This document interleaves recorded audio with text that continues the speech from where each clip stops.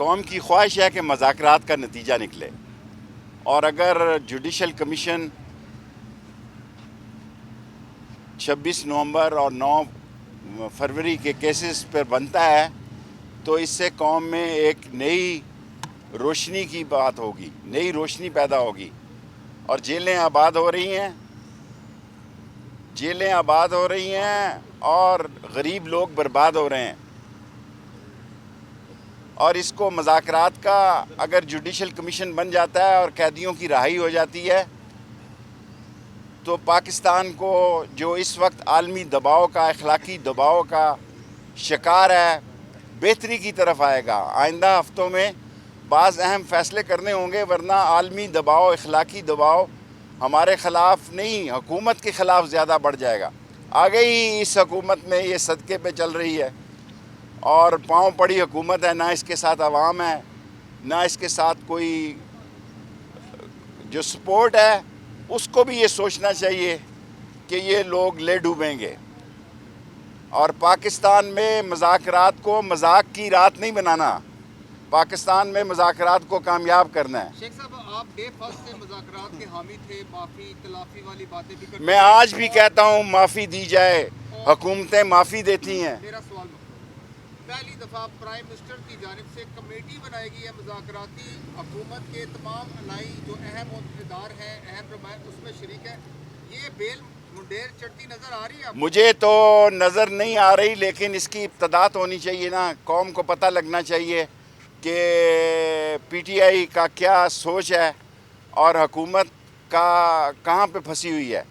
حکومت کو جس عالمی دباؤ کا اس وقت شکار ہے، یہ نہ ہو کہ ہماری معیشت اور بیٹھ جائے۔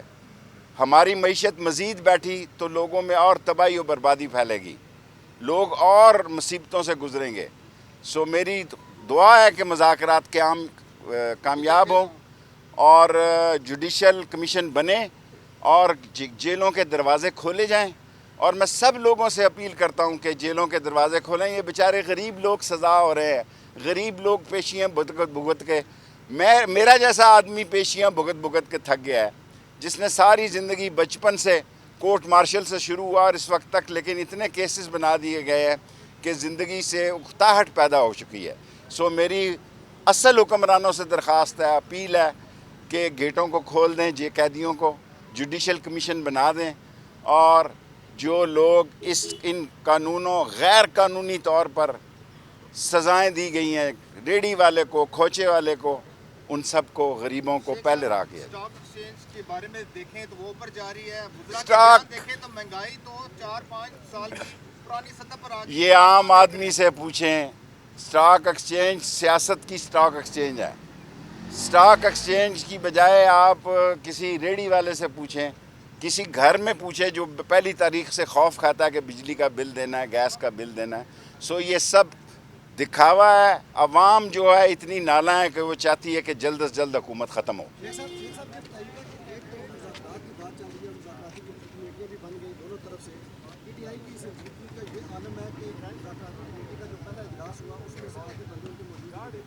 سر یہ وجہ آپ ان سے پوچھیں، لیڈر ہیں اندر، آپ مجھ سے میری کامن سوال کیا کریں، پارٹی کے میں نہ ہوں اس میں، اور میری ایک بندے سے تعلق ہیں، وہی نبھانے کی کوشش کر رہا ہوں۔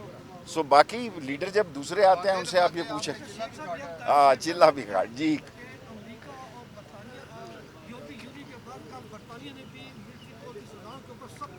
میں کہتا ہوں کہ ایسا ماحول پاکستان کے خلاف بن رہا ہے کہ شاید پاکستان معیشت کے اور سرمایہ کاری کے بہت بڑے بحران میں داخل ہو جائے گا۔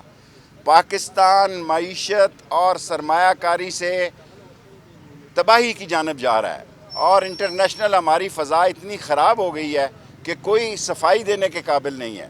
سو میں مختصر بات کرتا ہوں ہمیشہ، سو میری مختصر بات یہی ہے کہ جیل کے دروازے کھولے جائیں اور جوڈیشل کمیشن بنایا جائے، اور جو لوگ بیچارے غریب اس وقت جیلوں میں ہزاروں کی تعداد میں ہیں ان کو آزادی دی جائے۔ ایک سوال لے لیں، جیل کے دروازے کھلوائیں گے، وہ باہر آئیں گے، آپ یہ بتائیں کہ آپ بھی 40 دن کا چلہ کاٹ گئے، کیا انتقامی کروائیاں تو نہیں ہوگی پھر دوبارہ؟ مجھے نہیں پتا، میں نے تو 40 دن کا چلہ جن پہ کاٹا ہے پھر 2 دفعہ سسرال بھی گیا جیل.